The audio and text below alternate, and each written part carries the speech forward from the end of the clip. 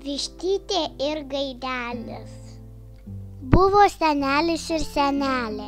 Turėjo juodu vištytę ir Gaidelį.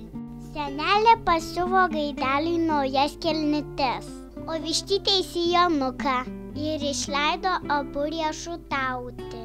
Gaidelis lipo į lazdyną ir raško riešutus.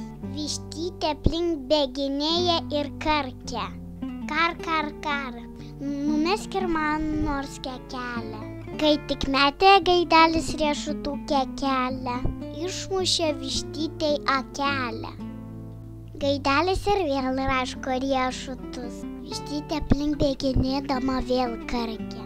Kar, kar, kar, numesk ir man bent kekelę. Kai tik metė Gaidelis riešutų kekelę, išmušė vištytei kitą akelę.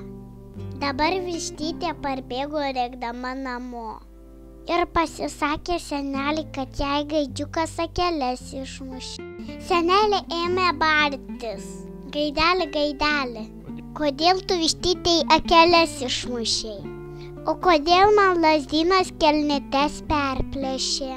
Nuėjo senelė pas lazdyną į mišką ir klausė.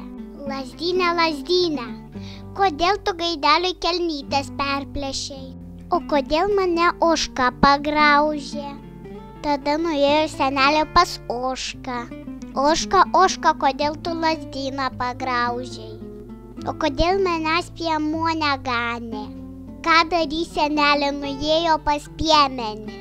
Piemenė, piemenė, kodėl tu ožkos neganėjai? O kodėl man šeimininkė bandelės nepakepė? Nuėjo senelė pas šeimininkę ir klausė.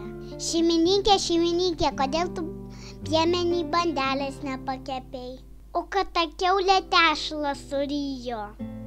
Lapatai, lapatai, senelė pas kiaulę.